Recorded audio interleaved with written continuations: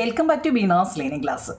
5ാം ക്ലാസ്സിലെ സോഷ്യൽ സയൻസിൻ്റെ 8ാമത്തെ ചാപ്റ്റർ ഞങ്ങളെ നോ ഓവർലാൻഡ്. അതിൻ്റെ കുറച്ച് ക്വസ്റ്റ്യൻ ആൻസർ ഞാൻ തന്നിരുന്നു. ബാക്കി ക്വസ്റ്റ്യൻ ആൻസർ കുറേ പേര് ചോദിച്ചതുകൊണ്ടാവും ഞങ്ങളെ അതിൻ്റെ ഫുൾ നോട്ടും ഞാൻ എഴുതിയിട്ടിട്ടുണ്ട്. അപ്പോൾ അത്രയും നോട്ട് എഴുതിയെടുത്തവർ ഇത് സ്കിപ്പ് ചെയ്ത് കേട്ടോ അങ്ങോട്ട് സ്ക്രോൾ ചെയ്ത് മാറ്റിയിട്ട് നോക്കി എഴുതിയെടുക്കണേ. എന്നിട്ട് ബാക്കി എന്താ ഇതിനകത്തിലുണ്ട് അത് എഴുതിയെടുക്കണം. അതല്ല അത് കിട്ടാത്തവർക്ക് ഇത് ആദ്യം മുതൽ അങ്ങ് എഴുതിയെടുക്കണം കേട്ടോ. കാരണം എന്ന് വെച്ച് കഴിഞ്ഞാൽ എന്താണെന്നറിയോ, ചോദ്യത്തിൻ്റെ മലയാളവും ഇംഗ്ലീഷും തന്നിട്ടുണ്ട്, നിങ്ങൾക്ക് പഠിക്കാൻ അപ്പോൾ എളുപ്പം. അപ്പോൾ പാഠത്തിൻ്റെ പേരെന്താ ഞങ്ങളെ നോ ഓവർലാൻഡ് എന്ന് വെച്ചാൽ നാടറിയാം. എന്താ നോ ഓവർലാൻഡ് എന്ന് വെച്ചാൽ നാടറിയാം.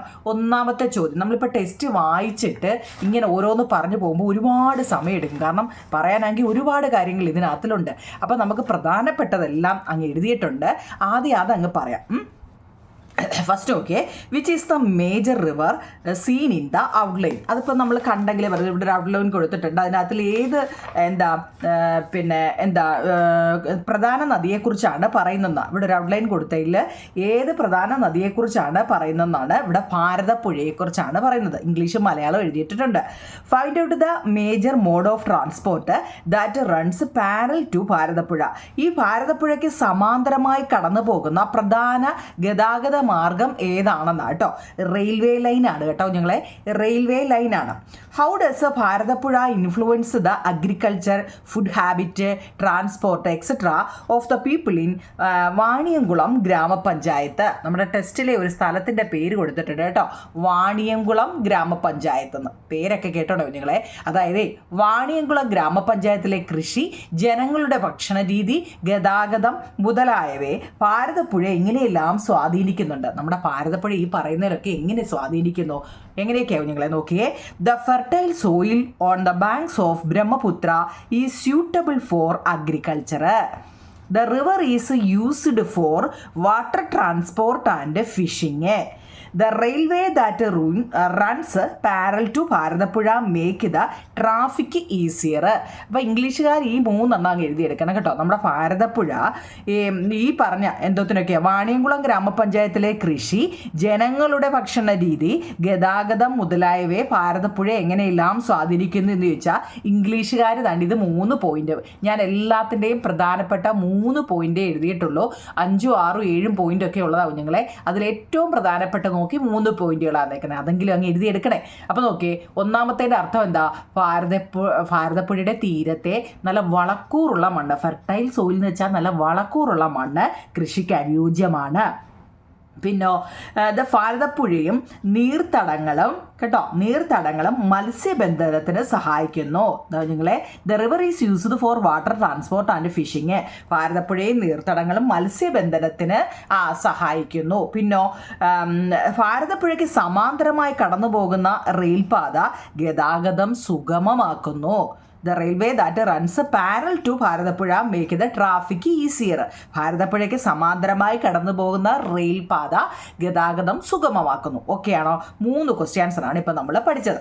എഴുതിയെടുത്തവർ ഒന്നുകൂടെ കണ്ടെന്ന് വിചാരിച്ച് കുഴപ്പമില്ല നിങ്ങളെ, കാരണം പഠിക്കരുതോ. നോക്കിക്കുക, അടുത്തത് കേരളത്തിൻ്റെ ഭൂപ്രകൃതി, ഫിസിയോഗ്രഫി ഓഫ് കേരള. കേരളത്തിൻ്റെ ഭൂപ്രകൃതി നോക്കണേ. Write the answers to the following questions. How is Kerala classified according to topography? How is Kerala classified according to topography എന്ന് വെച്ചാൽ, ടോപ്പോഗ്രഫി എന്ന് വെച്ചാൽ ഭൂപ്രകൃതി എന്നാണ്. ഓരോ വാക്കും നോക്കണേ. കേരളത്തെ ഭൂപ്രകൃതി അനുസരിച്ച് എത്രയായി തിരിക്കാം? ഈ പാഠത്തിന് ഏറ്റവും പ്രധാനപ്പെട്ടതിലൊന്നാണ് എന്താ നിങ്ങളെ, നമ്മുടെ കേരളത്തെ ഭൂപ്രകൃതി അനുസരിച്ച് എത്രയായിട്ട് തിരിക്കാം. 3 ഫിസിയോഗ്രഫിക്കൽ ഡിവിഷൻ ഓഫ് കേരള. 3 ആയിട്ടാണ് കേട്ടോ. ഏതൊക്കെയാണ്? ഹൈലാൻഡ് എന്ന് വെച്ചാൽ മലനാട്, മിഡ് ലാൻഡ് എന്ന് വെച്ചാൽ ഇടനാട്, കോസ്റ്റൽ ഏരിയ എന്ന് വെച്ചാൽ തീരപ്രദേശം. നമ്മുടെ കേരളത്തിനെ എങ്ങനെയാ ഭൂപ്രകൃതി അനുസരിച്ച് 3 ആയിട്ടാണ് തിരിച്ചിരിക്കുന്നത്. ഹൈലാൻഡ്, പിന്നെ ഹൈലാൻഡ് എന്ന് വെച്ചാൽ മലനാടെന്നാണ്. എല്ലാത്തിൻ്റെയും മലയാളം ഇംഗ്ലീഷും അറിയണേ നിങ്ങളെ. ഹൈലാൻഡ് എന്ന് വെച്ചാൽ മലനാട്, മിഡ് ലാൻഡ് എന്ന് വെച്ചാൽ ഇടനാട്, കോസ്റ്റൽ ഏരിയ എന്ന് വെച്ചാൽ തീരപ്രദേശം. ഓക്കെ ആണല്ലോ.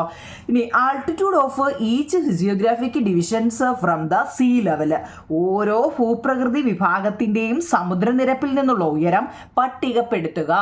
എങ്ങനെയാവും ഞങ്ങളെ നമ്മൾ, അതായത് നമ്മുടെ ഹൈലാൻഡ്, മിഡ്ലാൻഡ്, കോസ്റ്റൽ ഏരിയ എന്ന് നമ്മൾ പറഞ്ഞു അല്ലേ. ഇതൊക്കെ എങ്ങനെയാണ് നമ്മൾ ഈ പറഞ്ഞെങ്കിൽ എങ്ങനെയൊക്കെയായിരിക്കും നിങ്ങളെ നോക്കണേ. അതായത് ഹൈലാൻഡ് എന്ന് പറയുന്ന അല്ലെ മലനാട് എന്ന് പറയുന്നത് 25 മീറ്ററിന് തൊട്ടു മുകളിലായിരിക്കും. എന്താണ്?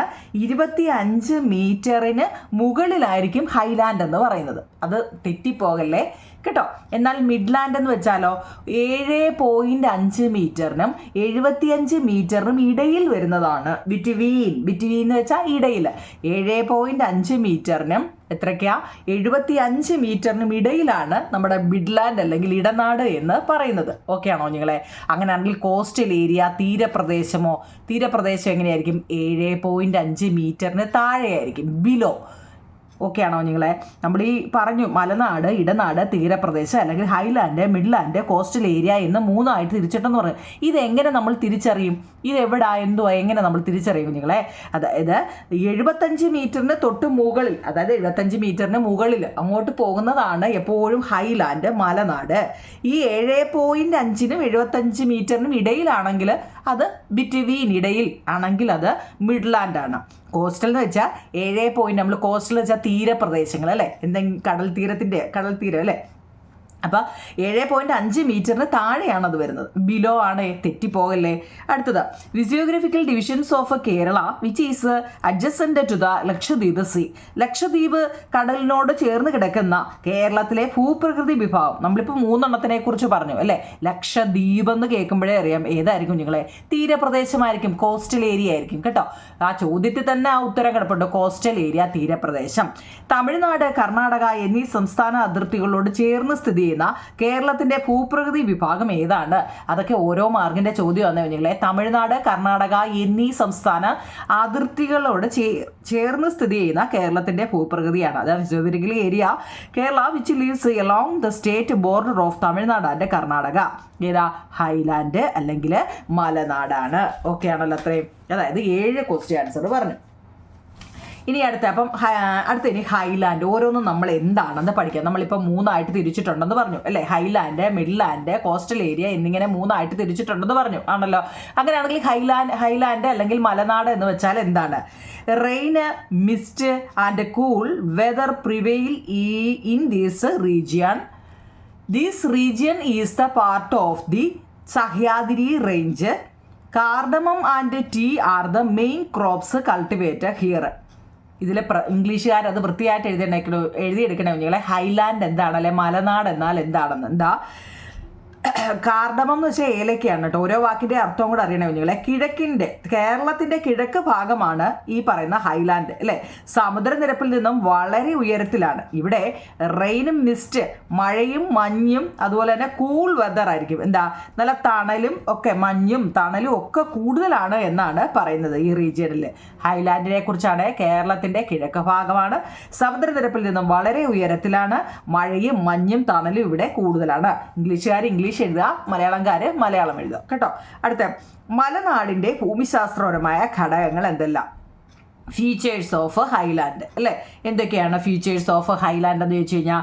നീർവാഴ്ചയുള്ള മണ്ണാണ് അല്ലേ. താപനില 30 ഡിഗ്രിക്ക് താഴെയാണ്. ധാരാളമായിട്ട് മഴ ലഭിക്കുന്നുണ്ട്. Well drained soil, abundant rainfall, temperature is below 30 degree കേട്ടോ. അവനവൻ്റെ എഴുതിയെടുക്കണേ കുഞ്ഞുങ്ങളെ. നമ്മളിപ്പോൾ ഇത്രയും പഠിക്കുന്നത് നമ്മുടെ ഭൂപ്രകൃതി അനുസരിച്ച് നമ്മുടെ ഭൂമിയെ 3ആയിട്ട് തിരിച്ചിരിക്കും അല്ലേ. ഹൈലാൻഡ്, മിഡ്ലാൻഡ്, കോസ്റ്റൽ ഏരിയ എന്നല്ലേ. അതിൽ ഹൈലാൻഡിനെ കുറിച്ചാണ് നമ്മളിപ്പോൾ പഠിച്ചത്. എന്താണ് ഹൈലാൻഡ്, അതിൻ്റെ ഫീച്ചേഴ്സ്. അപ്പോൾ ഇനി എന്താണ് മിഡ്ലാൻഡ്, അതിൻ്റെ features? Midland is a regions that lies between the highland and lowland. കേരളത്തിൻ്റെ മധ്യഭാഗത്താണ്. മലനാടിനും തീരപ്രദേശത്തിനും ഇടയിലാണ്. നമ്മൾ ആ ചോദ്യത്തിൽ തന്നെ ഉണ്ടല്ലേ, മലനാടിനും തീരപ്രദേശത്തിനും ഇടയിലാണ് ആരാ? മിഡ്ലാൻഡ് എന്ന് പറയുന്ന ചോദ്യത്തിൽ തന്നെ ഉണ്ട് ഉത്തരം അല്ലേ. അതിന്റെ ഫീച്ചേഴ്സ് എന്താ നിങ്ങളെ? ഇവിടെ അബണ്ടന്റ് റെയിൻഫാൾ ആണ് അല്ലേ. മറ്റേടത്തും അത് തന്നെയാണ്. ഫീച്ചേഴ്സിൽ അത് രണ്ടും ഒന്ന് തന്നെയാണ്. Abundant rainfall, moderately thick layer of alluvial soil in the river basins and laterite soil in the hilly tracts. Rubber is the chief crop which is a commercial crops എന്ന് വെച്ച് കഴിഞ്ഞാൽ എന്താ നിങ്ങൾ വല്ല മനസ്സിലായോ? ഏറ്റവും അധികം വിള വൈവിധ്യമാകുന്ന പ്രദേശമാണ് ഏതാ? മിഡ്ലാൻഡിൽ. മഴ ധാരാളമായിട്ട് ഇവിടെ ലഭിക്കുന്നുണ്ട്. ഭൂമിശാസ്ത്രപരമായി ഇവിടെ എക്കൽ മണ്ണ്, അല്ലുവിയൽ സോയിൽ എന്ന് വെച്ചാൽ എക്കൽ മണ്ണിൻ്റെ ലഭ്യത ഇടനാട്ടിലെ കാർഷിക വിളകൾ, മരച്ചീനി, കാച്ചിൽ, ചേന, ചേമ്പ്, കിഴങ്ങ് വർഗ്ഗങ്ങൾ, വാഴ തുടങ്ങിയവയൊക്കെ ഇവിടെ ഉണ്ടാകുന്നുണ്ട്. 20-ാം നൂറ്റാണ്ടോടെ വ്യാപകമായി റബ്ബർ കൃഷി ചെയ്യാനും തുടങ്ങി അല്ലേ? നമ്മളൊക്കെ മിഡ്ലാൻഡിലല്ലേ കുഞ്ഞുങ്ങളെ? മിഡ്ലാൻഡിൻ്റെ പ്രത്യേകത എന്തൊക്കെയാണ്? എല്ലാം കൃഷി ചെയ്യാൻ പറ്റും അല്ലേ? എന്ന് വെച്ചാൽ നമുക്ക് മഴ ലഭിക്കുന്നുണ്ട്, അതുകൊണ്ട് നമുക്ക് കൃഷി ചെയ്യാനൊക്കെ പറ്റുന്നു. ഓക്കെ ആണോ നിങ്ങളെ? 9 ഇത് വൃത്തിയായിട്ട് എഴുതിയെടുക്കണേ കേട്ടോ. ഇത് നിങ്ങൾ എഴുതിയെടുക്കുക എന്നുള്ളതാണ് നിങ്ങളുടെ ജോലി. 9 ക്വസ്റ്റ്യൻ ആൻസർ ആയിട്ടുണ്ട്. അടുത്ത 10ാമത്തെ. അപ്പോൾ ഇനി 10ാമത്തെ ആരാണ്? നമ്മൾ ഹൈലാൻഡ് പറഞ്ഞു, മിഡ്ലാൻഡ് പറഞ്ഞു, അടുത്ത ലോ ലാൻഡ്. എന്താണ്? തീരപ്രദേശം, കോസ്റ്റൽ ഏരിയ അല്ലേ? It lies close to sea level. Paddy and coconut tree are largely cultivated here, but now paddy cultivations has been abandoned by most of the farmers due to various reasons. സമുദ്രത്തോട് ചേർന്ന് എന്താ സമുദ്രനിരപ്പിൽ നിന്നും അധികം ഉയരമില്ലാത്ത പ്രദേശമാണ് എപ്പോഴും ഈ lowland എന്ന് പറയുന്നത്. എന്താ കുഞ്ഞുങ്ങളെ? സമുദ്രത്തോട് ചേർന്നാണ്, സമുദ്രനിരപ്പിൽ നിന്നും അധികം ഉയരമൊന്നുമില്ലാതെ എന്ന് വെച്ചാൽ അതേ നിരപ്പിൽ തന്നെ നമ്മൾ കണ്ടിട്ടില്ലേ സമുദ്രത്തിൻ്റെ അത് എവിടെയൊക്കെ വീട് അതാ സമുദ്രനിരപ്പിൽ നിന്നും അധികം ഒന്നും ഉയരമല്ലാത്ത പ്രദേശത്തെയാണ് നമ്മൾ ലോ ലാൻഡ് എന്ന് പറയുന്ന തീരപ്രദേശം അല്ലേ? അതിൻ്റെ ഫീച്ചേഴ്സ് എന്തൊക്കെയാണ്? അവിടെ എന്തുണ്ടാ? Abundant availability of rainfall, availability of alluvial soil, presence of rivers and lake അല്ലേ? Paddy and coconut are major crops cultivated here. ഇംഗ്ലീഷുകാർ അത് എഴുതിയെടുക്കണം. എന്താ വെച്ചാൽ താഴ്ന്ന ഇടങ്ങളിലെ എക്കൽ മണ്ണിന്റെ നിക്ഷേപമാണ് ഇവിടെ. ഉയർന്ന ജലലഭ്യത, നദികൾ, കായലുകൾ എന്നിവയുടെ സാന്നിധ്യമുണ്ട്.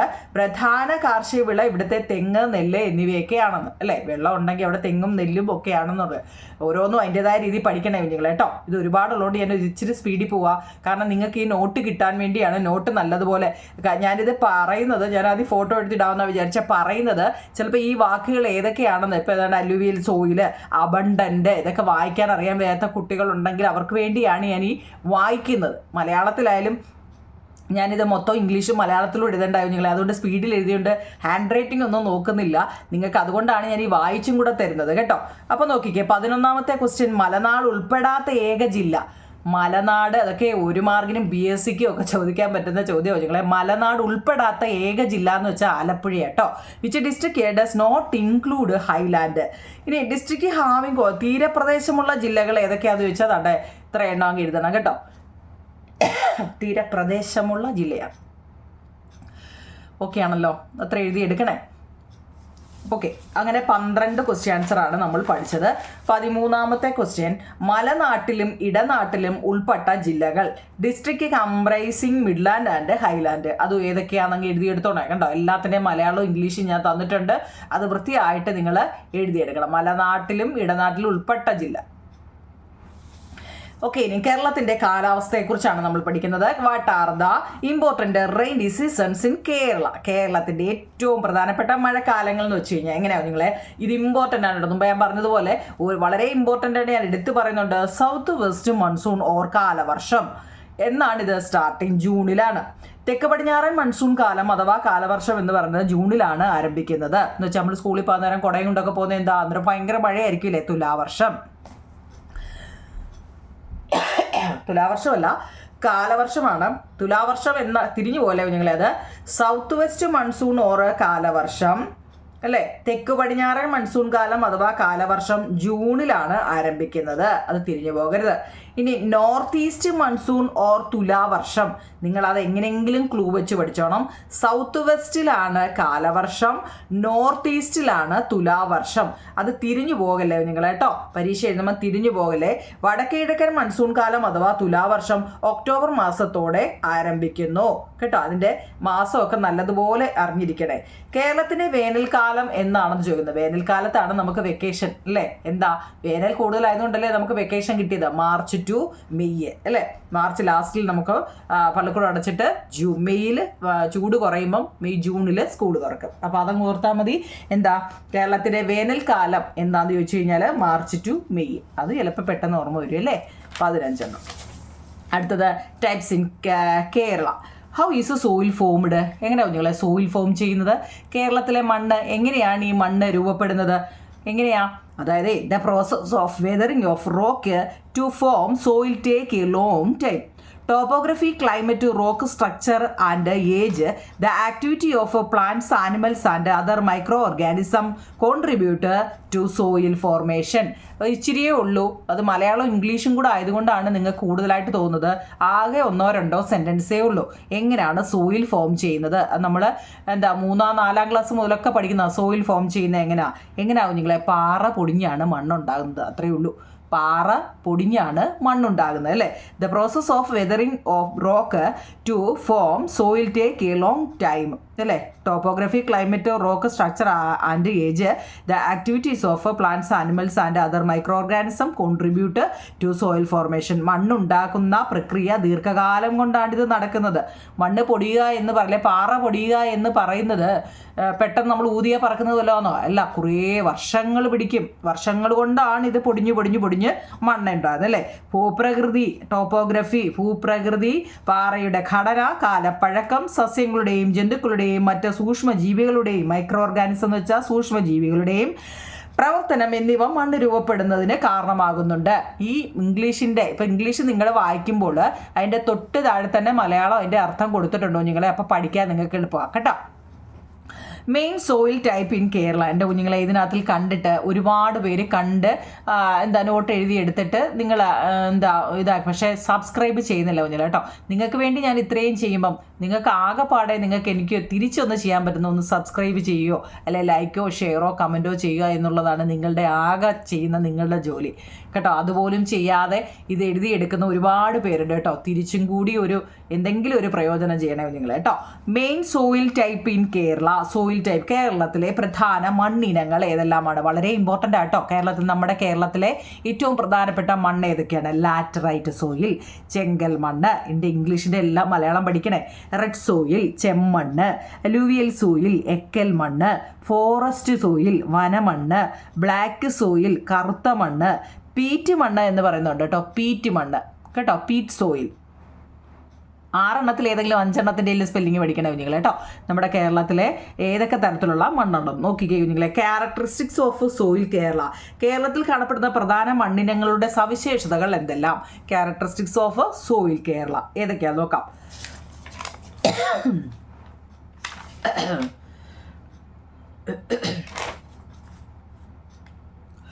ഓക്കെ കുഞ്ഞുങ്ങളെ. What are the conditions that adversely affect the unique characteristics of soil? Okay, മണ്ണിൻ്റെ തനത് സവിശേഷതകളെ ദോഷകരമായി ബാധിക്കുന്ന സന്ദർഭങ്ങൾ എന്തെല്ലാം? ചോദ്യം നല്ലതുപോലെ മനസ്സിലാക്കണേ. അതായത് അമിത രാസവളം, കീടനാശിനി പ്രയോഗം, മണ്ണിലെ പ്ലാസ്റ്റിക് മാലിന്യം, അശാസ്ത്രീയമായ ഖനന പ്രവർത്തനം, അശാസ്ത്രീയമായ കാർഷിക പ്രവർത്തനങ്ങൾ, മണ്ണൊലിപ്പ്, വനനശീകരണം, നഗരവൽക്കരണം എന്നിവയാണ്. ചോദ്യം നല്ലതുപോലെ നോക്കണേ കുഞ്ഞുങ്ങളെ. മണ്ണിന് തനത് സവിശേഷതകളെ, മണ്ണിനെ നമ്മൾ പന്നലാക്കുന്നത് അല്ലേ, ദോഷകരമായിട്ട് ബാധിക്കുന്ന സന്ദർഭങ്ങൾ, നശിപ്പിക്കുന്ന ഏതൊക്കെ? മണ്ണിന് നമ്മൾ വളം ഇട്ട് കൊടുക്കുക, അത് മണ്ണിനെ നമ്മൾ ദ്രോഹിക്കുക എന്നാണ് ചെയ്തത് അല്ലേ. അമിത രാസവളം, കീടനാശിനി പ്രയോഗം, മണ്ണിൽ പ്ലാസ്റ്റിക് ഇട്ട് കൊടുക്കുന്നത് അല്ലേ, അശാസ്ത്രീയമായ ഖനന പ്രവർത്തനം, അശാസ്ത്രീയമായ കാർഷിക പ്രവർത്തനങ്ങൾ, മണ്ണൊലിപ്പ്, വനനശീകരണം, നഗരവൽക്കരണം എന്നിവ 6 കൊടുത്തിട്ടുണ്ട്. 5 പഠിച്ചു വെച്ചേക്കണം കേട്ടോ. ഒരു സെൻറ്റൻസ് എഴുതുന്നതിന് ഒരു മാർഗ്ഗമാണ് നിങ്ങൾ മനസ്സിൽ വിചാരിച്ചു വേണം പഠിക്കാൻ കേട്ടോ. അതായത് അതിൻ്റെ ഇംഗ്ലീഷ് എന്താവും നിങ്ങളെ? Application of excessive fertilizer and pesticide. Pesticide എന്ന് വെച്ചാൽ കീടനാശിനിയാണ് കുഞ്ഞുങ്ങളെ. എക്സസീവ് ഫെർട്ടിലൈസർ എന്ന് വെച്ചാൽ അമിതമായ, ഫെർട്ടിലൈസർ എന്ന് വെച്ചാൽ വളം, രാസവളം കേട്ടോ, വളങ്ങൾ. Excessive fertilizer and pesticide. Plastic waste in soil. പിന്നെ unscientific mining, unscientific agriculture practice, soil erosion, deforestation, urbanization എന്നാവും നിങ്ങളെ. അതായത് സോയിൽ എറോഷൻ, ഡീഫോറസ്റ്റേഷൻ, അർബനൈസേഷൻ. അപ്പോൾ ഇതിനകത്തും 6-7 ഒക്കെ തന്നിട്ടുണ്ട്. നിങ്ങളൊരു 5 പഠിച്ചു വെക്കണം കേട്ടോ. അടുത്ത 20ാമത്തെ. What are the measures that can be adopted for the conservation of soil? മണ്ണ് സംരക്ഷണ മാർഗങ്ങൾ എന്തെല്ലാം? മണ്ണിനെ സംരക്ഷിക്കുന്ന മാർഗങ്ങൾ എന്തെല്ലാം? വളരെ ഇമ്പോർട്ടൻ്റ് ആണ്. എങ്കിൽ ഗ്രോ മാൻഗ്രൂവ്സുകൾ, കണ്ടൽക്കാടുകളൊക്കെ നട്ട് വളർത്തുക, സോയിൽ ടെസ്റ്റിംഗ്, മണ്ണ് പരിശോധന, സ്റ്റോപ്പ് ഡീഫോറസ്റ്റേഷൻ, വനനശീകരണം തടയുക, ടെറസ് വാമിങ്, തട്ടുതട്ടുകളായിട്ട് കൃഷി ചെയ്യുന്നത്, use organic fertilizers, crop rotations etcetera. കേട്ടോ, ഇംഗ്ലീഷുകാരെ മലയാളം എന്താ നിങ്ങളെ വനനശീകരണം തടയുക, തട്ടുകൃഷിയായിട്ടിടുക. പിന്നെ അതുപോലെ പുലിമുട്ട് നിർമ്മാർജ്ജനം എന്ന് പറയുന്നത്, പുലിമുട്ട് കണ്ടിട്ടുണ്ടോ? കടലിൻ്റെ തീരത്തൊക്കെ ഇട്ടേക്കുന്നത് പുലിമുട്ട് നിർമ്മാർജ്ജനം. പിന്നെ കുറ്റിച്ചെടികളൊക്കെ നട്ട് വളർത്തുക, വിളകൾ മാറി മാറി കൃഷി ചെയ്യുക എന്നൊക്കെ ഉണ്ട് കേട്ടോ. അതും കൂടെ ഒക്കെ പഠിച്ചോണേ. അപ്പോൾ ഇത്രയും ഈ 20 ക്വസ്റ്റ്യൻ ആൻസറാണ് നമ്മൾ ഫസ്റ്റിൽ പറഞ്ഞിരുന്നത്. ഓക്കെ, 20 വൃത്തിയായിട്ട് എഴുതി കാണുമെന്ന് വിശ്വസിക്കുന്നു. 21ാമത്തെ ചോദ്യം, വാട്ടർ സോഴ്സസ് ഓഫ് കേരള. കേരളത്തിലെ water sources. What are the sources of water on earth? ഭൂമിയിലെ ജലസ്രോതസ്സുകൾ ഏതൊക്കെയാണ്? നിങ്ങളെ ഭൂമിയിൽ നമുക്ക് ജലം കിട്ടുന്ന ഏതൊക്കെയാണ്? റിവറുകൾ, അണ്ടർഗ്രൗണ്ട് വാട്ടറുകൾ, സ്പ്രിങ്സുകൾ, റെയിൻ അല്ലേ, മഴയിൽ കൂടെ കിട്ടുന്നുണ്ട്, പുഴയിൽ നിന്ന് കിട്ടുന്നുണ്ട്, ഭൂഗർഭ ജലത്തിലൂടെ കിട്ടുന്നുണ്ട്, നീരുറവകൾ. നിങ്ങൾക്ക് ഇഷ്ടമുള്ള ഏതെങ്കിലുമൊക്കെ, ഇത് തന്നെ വേണമെന്നില്ല, ഏതെങ്കിലുമൊക്കെ 4-5 എണ്ണത്തിൻ്റെ പേര് പഠിച്ചു വെച്ചേക്കണം. കേരളത്തിലെ നദികളുടെ എണ്ണം, നമ്മുടെ കേരളത്തിൽ മൊത്തം എത്ര നദികളുണ്ട് നിങ്ങളെ? 44 നദികളുണ്ട്. ഇതെല്ലാം നമ്മുടെ ടെസ്റ്റിലെ കേട്ടോ. പിന്നെ അതായത് റിവർ ഇൻ കേരള 44 ആണ്. പടിഞ്ഞാറോട്ട് ഒഴുകുന്ന നദികൾ, റിവർ ഫ്ലോയിങ് വെസ്റ്റിലോട്ട് പോകുന്ന ഏതൊക്കെയാ? 44 എണ്ണത്തിൽ 41 എണ്ണവും എങ്ങോട്ടാണ് പോകുന്നത്? പടിഞ്ഞാറോട്ടാണ് പോകുന്നത്. ഒരു 3 എണ്ണം ഉണ്ട്. ബാക്കി വന്ന 3 എണ്ണം എങ്ങോട്ട് പോകും? കിഴക്കോട്ട് ഒഴുകുന്ന നദികൾ ടെസ്റ്റിൽ കിടപ്പുണ്ട്. 3 എണ്ണമാണ്. തിരിഞ്ഞു പോകൽ ഏതൊക്കെയാ 3 എണ്ണം? കബനി, ഭവാനി, പാമ്പാറ് എന്നീ 3. അത് 3 എണ്ണം പഠിച്ച് വെച്ചേക്കട്ടെ, കാരണം ബാക്കി 41 എണ്ണം പഠിക്കാൻ പാടായുണ്ട്. ആ കിഴക്കോട്ടൊഴുകുന്ന 3 എണ്ണമാണ് കബനി, ഭവാനി, പാമ്പാറ്. ഓക്കെ ആണോ നിങ്ങളെ? മഴക്കാലം കഴിയുമ്പോൾ കേരളത്തിലെ ജലാശയങ്ങൾ പലതും വറ്റിപ്പോകുന്നുണ്ട്. മഴ കഴിഞ്ഞ് കുറച്ച് ദിവസം കഴിയുമ്പോഴത്തേക്ക് നമ്മുടെ കേരളത്തിൽ ജലാശയങ്ങളൊക്കെ പലതും വറ്റിപ്പോകാൻ തുടങ്ങും അല്ലേ? കാരണം എന്താ? Our water bodies are enriched during the 2 rainy seasons. Many of them dry up when the rainy seasons are over. Reason. മഴക്കാലം കഴിയുമ്പോൾ കേരളത്തിലെ ജലാശയങ്ങൾ പലതും വറ്റിപ്പോകുന്ന ഒരു കാരണം എന്താണ്? നിങ്ങളെ? Sloping land with ups and down എന്ന് വെച്ചാൽ എന്താ? കയറ്റവും ഇറക്കവും ചരിവായിട്ട് കിടക്കുന്ന ഭൂമിയാണ് അല്ലെ? കൂടുതലും കേരളത്തിൽ അങ്ങനെയാണ് കിടക്കുന്നത്. കേരളത്തിൻ്റെ അവസ്ഥ ഏതാണ്? കയറ്റവും ഇറക്കവുമുള്ള ചരിവായിട്ട് കിടക്കുന്ന ഭൂമിയാണ് നമ്മുടെ കേരളം എന്ന് പറയുന്നത്. Kerala has a sloping topography. These features causes water to flow very quickly from high to low lying area. These reduces the flow of water in the rivers after the rainy season. ഇംഗ്ലീഷുകാരത് എഴുതിയെടുക്കണേ നിങ്ങളെ. കാണാൻ പറ്റുന്നുണ്ടോ? Kerala has a, നമ്മുടെ ചോദ്യം കേട്ടോണ്ടേ. Kerala has a sloping topography. These features causes water to flow very quickly from high to low lying area. These reduce the flow of water in the rivers after the rainy season. ഇംഗ്ലീഷുകാർ അതങ്ങ് എഴുതിയെടുക്കണം. മലയാളംകാരെങ്ങനെ എഴുതിയെടുക്കും? എന്തുകൊണ്ടാണ്? കയറ്റവും ഇറക്കവും ഉള്ള ചരിവായിട്ട് കിടക്കുന്ന ഭൂമിയാണെന്ന് പറഞ്ഞു അല്ലേ? അത് മാത്രമാണോ? ചരിഞ്ഞ ഭൂപ്രകൃതിയാണ് എന്തിന്? നമ്മുടെ കേരളത്തിന്. ഉയർന്ന പ്രദേശങ്ങളിൽ നിന്ന് താഴ്ന്ന പ്രദേശങ്ങളിലേക്ക് ജലം വളരെ വേഗത്തിലാണ് ഒഴുകിപ്പോകാൻ കാരണമാകുന്നത്. ഇത് മഴക്കാലത്തിന് ശേഷം നദികളിൽ നീരൊഴുക്ക് കുറയ്ക്കുന്നു എന്നാണ് പറയുന്നത് കേട്ടോ. മലയാളംകാർ ഇത് എഴുതിയെടുക്കണേ. അടുത്തത്, suggest rain water conservation measures. Suggest ചെയ്യുക. ജല സംരക്ഷണ മാർഗങ്ങൾ ഏതൊക്കെയാണ്? ജല സംരക്ഷണ മാർഗങ്ങൾ. ജലത്തെ നമുക്ക് എങ്ങനെയൊക്കെ സംരക്ഷിക്കാം? എങ്ങനെയൊക്കെയാണ് നിങ്ങളെ? റെയിൻ വാട്ടർ സ്റ്റോറേജ് ടൈം, മഴവെള്ള സംഭരണി എന്നൊക്കെ ഇപ്പോൾ പഴയ അല്ലേ? മഴക്കുഴി, മഴവെള്ള സംഭരണി. അടുത്ത അതുപോലെ തന്നെ സിസ്റ്റേണ്, ചെക്ക് ഡാം കേട്ടോ. അറിയാവുന്ന ഏതെങ്കിലും ഒരു 3 എണ്ണത്തിൻ്റെ പേര് എഴുതുക. മഴക്കുഴി, തടയണകൾ നിർമ്മിക്കുക, മഴവെള്ള സംഭരണി. ഓക്കെ. അടുത്ത 27ാമത്തെ, under what conditions do water resources become polluted? ജലസ്രോതസ്സുകൾ മലിനമാകുന്ന സാഹചര്യങ്ങൾ ഏതെല്ലാം? ജലസ്രോതസ്സുകൾ മലിനമാകുന്ന സാഹചര്യങ്ങൾ ഏതെല്ലാം? 1, mixing of industrial waste, flood, drought, acid റെയിനുകൾ, ഫെർട്ടിലൈസേഴ്സ് ആൻഡ് ആനിമൽ വേസ്റ്റ്. അതായത് വ്യവസായ മാലിന്യങ്ങൾ കലരുന്നത്, പിന്നെ വെള്ളപ്പൊക്കം, വരൾച്ച, ആസിഡ് മഴ, രാസവളങ്ങൾ, മൃഗങ്ങളുടെ അവശിഷ്ടങ്ങൾ തുടങ്ങിയവയെല്ലാം നമ്മുടെ ജലസ്രോതസ്സുകൾ മലിനമാകുന്നതിന് കാരണമാകുന്നുണ്ട് കേട്ടോ. ഇതിൻ്റെ എല്ലാം സ്പെല്ലിങ് നല്ലപോലെ പഠിക്കണം നിങ്ങളെ. 27 അടുത്ത 28ാമത്തെ ജലാശയങ്ങളെ മലിനീകരണത്തിൽ നിന്ന് എന്തൊക്കെ നിർദ്ദേശങ്ങളാണ് മുന്നോട്ട് വയ്ക്കാനുള്ളത്? Water suggestions can be put forward to protect water bodies from getting polluted. ഏതൊക്കെയാണ്? ജലാശയങ്ങളെ മലിനീകരിക്കാൻ നമുക്ക് എങ്ങനെ സംരക്ഷിക്കാം? ഗ്രോ പ്ലാന്റ്സ് ആൻഡ് ഷ്രബ്, കുറ്റിച്ചെടികൾ വെച്ച് പിടിപ്പിക്കുക. Encourage minimise the use of pesticide, കീടനാശിനികളുടെ ഉപയോഗം കുറയ്ക്കുക. പ്രൊട്ടക്റ്റ് വെറ്റ് ലാൻഡ്, തണ്ണീർത്തടങ്ങളെ സംരക്ഷിക്കുക കേട്ടോ. ആ 3 പഠിച്ചു വെച്ചേക്കണേ. അടുത്ത ഏറ്റവും പ്രധാനപ്പെട്ട നിങ്ങളെ പ്ലക്കാർഡ് നിർമ്മിക്കാൻ. Placard save water, save life. Water is a human right. Every drop is precious എന്ന് വെച്ചാൽ എന്താ? സേവ് വാട്ടർ, സേവ് ലൈഫ് അല്ലേ. ജലം സംരക്ഷിക്കൂ, ജീവൻ നിലനിർത്തൂ. മലയാളംകാർ മലയാളം പ്ലക്കാർഡ് എഴുതിയെടുക്കുക, ഇംഗ്ലീഷുകാർ ഇംഗ്ലീഷ് എഴുതിയെടുക്കുക. മലയാളത്തിൽ എഴുതിയെടുക്കുന്നത് പഠിക്കാൻ നല്ലതാണ്. Water is a human right. ജലം മനുഷ്യൻ്റെ അവകാശമാണ്. Every drop is precious. ഓരോ തുള്ളിയും വിലപ്പെട്ടാണ്. വെള്ളത്തിൻ്റെ ഓരോ തുള്ളിയും വിലപ്പെട്ടതാണ്. ഇനി ഒരു പ്രൊജക്റ്റ് പറയുന്നുണ്ട് ടെസ്റ്റിനകത്തിൽ. ഇതെല്ലാം നമ്മൾ പറഞ്ഞ കാര്യങ്ങളാണ് കേട്ടോ. ഇതൊക്കെ നോക്കിക്കൊണ്ടേ. ഈ മാൻഗ്രൂവ്സ് കയറേണ്ടതുണ്ടോ? ഇതൊക്കെ നോക്കിക്കൊണ്ടേ കേട്ടോ. ഇതൊക്കെ measures that can be adopted the conservation of soil, crop diversity, project implementation എന്ന് പറയുന്നത് കണ്ടോ. ഇനി ഞാൻ ഒഴുകട്ടെ കണ്ടോ. ഇനി ഞാൻ വായിക്കാൻ നിങ്ങൾക്ക് നല്ലപോലെ അറിയാവൂ നിങ്ങളെ. അത് വേണമെങ്കിൽ ഈ ഇംഗ്ലീഷ് മലയാളംകാർക്ക് വേണമെങ്കിൽ ഞാൻ ഒന്ന് വായിച്ചു തരാം കേട്ടോ.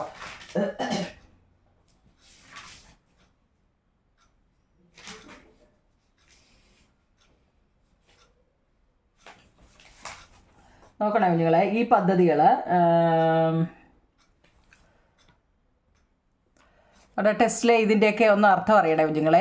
അതായത് ഇനി ഞാൻ ഒഴുകട്ടെ എന്ന് പറയുന്നത് ഹരിത കേരളം മിഷൻ ജലാശയങ്ങളെ പുനരുജ്ജീവിപ്പിക്കാനുള്ള ഹരിത കേരള മിഷൻ്റെ പദ്ധതിയാണിത്. ഈ പദ്ധതിയുടെ ലക്ഷ്യങ്ങൾ എന്താണെന്നറിയോ? ഇനി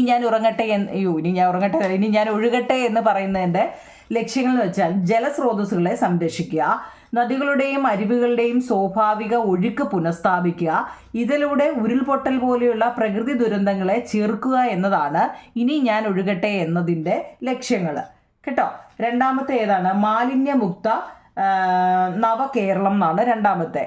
മാലിന്യമുക്ത നവകേരളം എന്ന് വെച്ചാൽ അതിൻ്റെ എന്താ? കേരളത്തെ മാലിന്യമുക്ത സംസ്ഥാനമാക്കി മാറ്റുന്നതിനായി തദ്ദേശ സ്വയംഭരണ വകുപ്പ് നടപ്പിലാക്കിയ പദ്ധതിയാണിത്. അജൈവ മാലിന്യ സംസ്കരണവും ജൈവ മാലിന്യ സംസ്കരണവും ഈ പദ്ധതിയിലൂടെയാണ് ലക്ഷ്യമാക്കുന്നത്. ഓരോന്ന് ഓർത്തോണേ കുഞ്ഞുങ്ങളെ. അടുത്തത് എന്താ? തെളിനീരൊഴുകും നവകേരളം. തെളിനീരൊഴുകും നവകേരളം. അതിനകത്തിൽ എന്താ പറയുന്നത്? കേരളത്തിലെ എല്ലാ ജലസ്രോതസ്സുകളെയും മാലിന്യമുക്തമാക്കി സംരക്ഷിക്കുന്നതിനുള്ള തദ്ദേശ സ്വയംഭരണ വകുപ്പിന്റെ പദ്ധതി കക്കൂസ്, മാലിന്യം, ഖരമാലിന്യം, മലിനജലം ഇവ ജലസ്രോതസ്സുകളിലേക്ക് എത്താതെ അവയെ ശാസ്ത്രീയമായി സംസ്കരിക്കുക, ജലശുചിത്വം പാലിക്കുക എന്നിവയാണ് ഈ പദ്ധതിയുടെ ലക്ഷ്യം. അടുത്ത ജൽ ജീവൻ മിഷൻ. ജൽ ജീവൻ മിഷൻ എല്ലാ ഗ്രാമീണ കുടുംബങ്ങൾക്കും ജലസേചന പദ്ധതിയിലൂടെ ജലവിതരണം സാധ്യമാക്കാനുള്ള പദ്ധതിയാണിത്. കേരളത്തിൽ കേരള വാട്ടർ അതോറിറ്റി, ജലനിധി, ഭൂഗർഭ ജലവകുപ്പ് എന്നിവർ ചേർന്നതാണ് ഈ പദ്ധതി നടപ്പിലാക്കുന്നത് കേട്ടോ. അതൊക്കെ ഇവിടെ കൊടുത്തിട്ടുണ്ട്. Haritha Kerala missions, department of local self government, department of local self government, government in India ആരൊക്കെയാണ് കേട്ടോ. ചിലപ്പോൾ അതൊക്കെ ഓരോ മാർക്കിനൊക്കെ ചോദിക്കുന്നതാണ് നിങ്ങൾ കേട്ടോ. ഓക്കെ ആണല്ലോ. ഓക്കെ, അപ്പം നമ്മളിനി അടുത്ത പ്രോജക്റ്റ് അതിനെക്കുറിച്ച് പറഞ്ഞു. അപ്പം അടുത്ത ഭൂപ്രകൃതി വിഭവങ്ങൾ. 31ാമത്തെ ഭൂപ്രകൃതി വിഭവങ്ങൾ. റൈസ്, കോക്കനട്ടും ഒക്കെ ഏതിലാവും ഞങ്ങളെ? കോസ്റ്റൽ ഏരിയയിലാണ്. റബ്ബർ എന്ന് പറയുന്നത് മിഡ്ലാൻഡിലാണ്. ടീം റബ്ബറും ഹൈലാൻഡിലാണ്. ഇതൊക്കെ പരീക്ഷയ്ക്ക് ഫില്ലപ്പായിട്ടൊക്കെ ചോദിക്കും. മാച്ച് ദ ഫോളോയിങ്ങിനൊക്കെ ചോദിക്കുന്നത് കേട്ടോ. 31 അടുത്ത 32ാമത്തെ ചോദ്യം. Rubber cultivation is generally not seen in coastal areas. What could be the reasons? എന്ന് വെച്ചാൽ കടൽ തീരത്തോട് ചേർന്ന പ്രദേശങ്ങളിൽ പൊതുവെ റബ്ബർ കൃഷി കാണുന്നില്ല. കടൽ തീരത്തോട് ചേർന്ന പ്രദേശങ്ങളിൽ പൊതുവെ റബ്ബർ കൃഷി കാണുന്നില്ല. കാരണം rubber cultivation is generally not seen in coastal area. എന്താണ് reasons? The coastal area is more saline soil ആയിരിക്കും അല്ലേ. എന്താ, തീരപ്രദേശങ്ങളിൽ പൊതുവേ മണ്ണിൽ ഉപ്പിൻ്റെ അളവ് കൂടുതലായിരിക്കും. It is not suitable for rubber cultivation. ഇത് റബ്ബർ കൃഷി ചെയ്യാൻ പറ്റത്തില്ല അല്ലേ. ഉപ്പിൻ്റെ അളവ് കൂടുതലുള്ള മണ്ണിൽ എങ്ങനെയാവും നിങ്ങൾ കൃഷി ചെയ്യുന്നത്? അത് നിങ്ങൾ എഴുതണം കേട്ടോ. The coastal area is more saline സോയിലാണ്, ഉപ്പുവെള്ളം അല്ലേ. അതുകൊണ്ട് it is not suitable for rubber cultivations. Rubber trees grow best in well drained soil. Rubber മരങ്ങൾക്ക് നീർവാഴ്ചയുള്ള നല്ല മണ്ണിൽ നന്നായി വളരുന്നത് അതിനകത്തിലാണെന്ന് കേട്ടോ. വെൽ ഡ്രെയിൻഡ് സോയിലാണ് എപ്പോഴും എന്താ റബ്ബർ വളരാൻ നല്ലത്.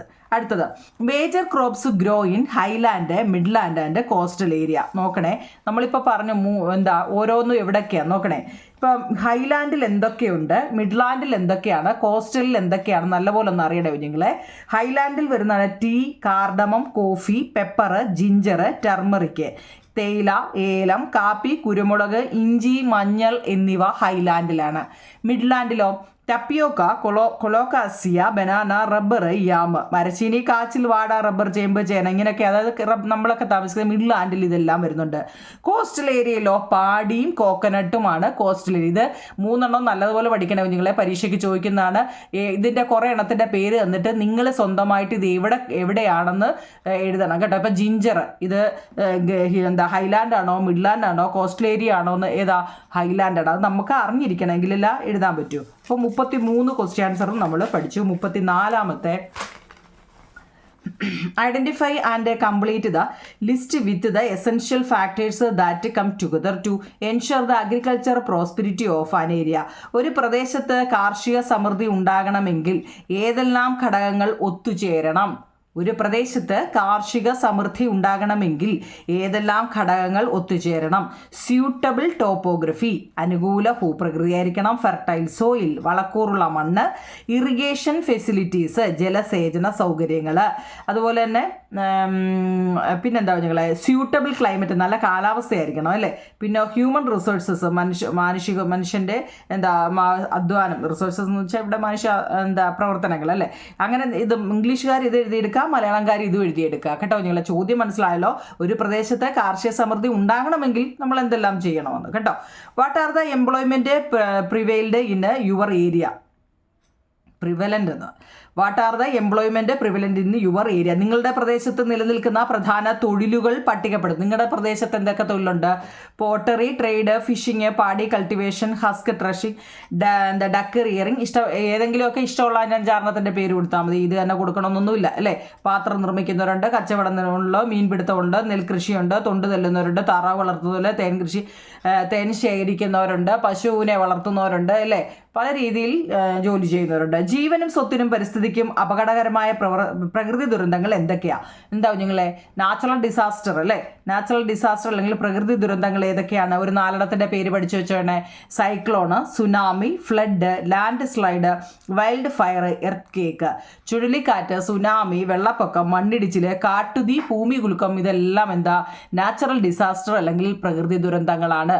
ഒരു 5 പേര് നല്ലതുപോലെ പഠിച്ചു വെച്ചേക്കണേ. 37ാമത്തെ ചോദ്യമാണ്. ഞാൻ പ്രധാനപ്പെട്ട മാത്രമേ കുറേ എഴുതിയിട്ടുള്ളൂ കേട്ടോ. കുറേയൊക്കെ ഒഴിവാക്കിയിട്ടുണ്ട്. കാരണം കൂടുതൽ ക്വസ്റ്റ്യൻ കാണുമ്പോൾ നിങ്ങൾക്ക് പഠിക്കാൻ തോന്നത്തില്ല. ഞാൻ 40 ക്വസ്റ്റ്യൻ ആൻസറേ എഴുതിയിട്ടുള്ളൂ. അത് പഠിക്കുക എന്നുള്ളതാണ് കേട്ടോ. പ്രകൃതി ദുരന്തങ്ങൾ, natural disaster are natural phenomenon that endanger life, property and the environment. ജീവനും സ്വത്തിനും പരിസ്ഥിതിക്കും അപകടകരമായ പ്രകൃതി പ്രതിഭാസങ്ങളാണ് പ്രകൃതി ദുരന്തങ്ങൾ അല്ലേ. പ്രകൃതി ദുരന്തം എന്തുവെന്ന് നമുക്കറിയാം. ജീവനും സ്വത്തിനും പരിസ്ഥിതിക്കും അപകടകരമായ പ്രകൃതി പ്രതിഭാസങ്ങളാണ് പ്രകൃതി ദുരന്തങ്ങൾ എന്ന് പറയുന്നത്. Government department and system working for the management and migration of natural disaster. പ്രകൃതി ദുരന്തങ്ങളെ നിവാരണത്തിനും ലഘൂകരണത്തിനുമായി പ്രവർത്തിക്കുന്ന സർക്കാർ വകുപ്പുകളും സംവിധാനങ്ങളും ഏതെല്ലാമാണ്? അത് നമ്മുടെ ടെസ്റ്റിൽ ബോക്സിൽ കൊടുത്തിട്ടുണ്ട് കേട്ടോ. ടെസ്റ്റിൻ്റെ ലാസ്റ്റിലത്തെ ബോക്സിൽ തന്നെ കൊടുത്തിട്ടുണ്ട്. കണ്ടോ ബോക്സ് കൊടുത്തിട്ടുണ്ട്. അതായത് Kerala revenue disaster management, state disaster management authority, district disaster management authority. ഇതിനകത്തിൽ ഏതെങ്കിലും ഒരു 3 പഠിച്ചു വെച്ചിരിക്കണം കേട്ടോ. കേരള റവന്യൂ ദുരന്ത നിവാരണ വകുപ്പ്, മലയാളം അറിയണേ നിങ്ങളെ, സംസ്ഥാന ദുരന്ത നിവാരണ അതോറിറ്റി, ജില്ലാ ദുരന്ത നിവാരണ അതോറിറ്റി. 3 പേര് എല്ലാത്തിൻ്റെയും ഞാൻ ചുരുക്കി 5 ഉള്ളത് 3 വീതമൊക്കെ തന്നിട്ടുള്ളൂ. 8 ഉള്ളതൊക്കെ ആയിരിക്കും 4 വീതമൊക്കെ. അത് നിങ്ങൾ ഓർത്തോണം. അതുകൊണ്ട് തന്നിരിക്കുന്നത് വൃത്തിയായിട്ട് പഠിക്കണം കേട്ടോ. 38 ക്വസ്റ്റ്യൻ. ഓക്കെ, ലാസ്റ്റ് 39 ഇത് ഞാൻ തന്നെയാന്ന് തോന്നുന്നു അല്ലേ. കേരളത്തിലെ മെയിൻ സോയിൽ, നമ്മുടെ കേരളത്തിലെ soil laterite soil, red soil, alluvial soil, forest soil, അതുപോലെ തന്നെ സോയിൽ ഫോം ചെയ്യുന്നത്. ഇതൊക്കെ ഓരോ മാർക്കിന് ചോദിച്ചാലും എഴുതാൻ അറിയണം കുഞ്ഞുങ്ങളെ കേട്ടോ. കേരളത്തിലെ മണ്ണ് ചെങ്കൽ മണ്ണ്, എക്കൽ മണ്ണ് അല്ലേ, ചെങ്കൽ മണ്ണ്, എക്കൽ മണ്ണ്, ചെമ്മണ്ണ്, വനമണ്ണ്, ഇങ്ങനെയൊക്കെ ഒരുപാടുണ്ട്. സോയിൽ ഫോം ചെയ്യുന്ന എപ്പോഴും എന്താ നിങ്ങളെ കാലക്രമത്തിൽ പാറ പൊടിഞ്ഞാണ് മണ്ണുണ്ടാകുന്നത്. ഒരു മാർക്കിന് ചോദിച്ചാൽ എന്താ, the process of weathering of rock to form soil take a long time കേട്ടോ. End of the chapter. അപ്പം നിങ്ങൾ എന്ത് ചെയ്യാം നിങ്ങളെ 40 ക്വസ്റ്റ്യൻ ആൻസർ നമ്മൾ എഴുതിയിട്ടുണ്ട് കേട്ടോ. ഈ 40 വൃത്തിയായിട്ട് ഈ ചാപ്റ്ററിൻ്റെ എഴുതിയെടുക്കുക എന്നുള്ളതാണ് നിങ്ങളുടെ ജോലി. ഈ ചാപ്റ്ററിൻ്റെ എല്ലാ ക്വസ്റ്റ്യൻ ആൻസറുകളും കുറേ പേര് ഞാൻ കുറച്ച് നോട്ടേ തന്നുള്ളൂ, ബാക്കി തരണേത് ചോദിച്ചതുണ്ടാവും നിങ്ങളെ കേട്ടോ. സമയമില്ലാത്ത സമയമെങ്കിലും ഞാനത് നിങ്ങൾക്ക് വേണ്ടി ഈ ക്വസ്റ്റ്യൻ ആൻസർ എല്ലാം എഴുതിയെടുത്തത്. നിങ്ങളും തിരിച്ചെനിക്ക് ആ സഹകരണം, കാരണം എന്തായാലും കമൻറ്റ് ബോക്സിൽ പറയണേ നിങ്ങൾ കേട്ടോ. മനസ്സിലായാലും ഇല്ലേലും കേട്ടോ, നിങ്ങൾക്ക് വായിക്കാൻ പറ്റുന്നുണ്ടോ ഇല്ലയോ എന്തായാലും നിങ്ങൾക്ക് പറയാം കേട്ടോ. ഇംഗ്ലീഷിലും മലയാളത്തിലും എഴുതി വെച്ചിട്ടുണ്ട് കേട്ടോ. ഓക്കെ കുഞ്ഞുങ്ങളെ, താങ്ക്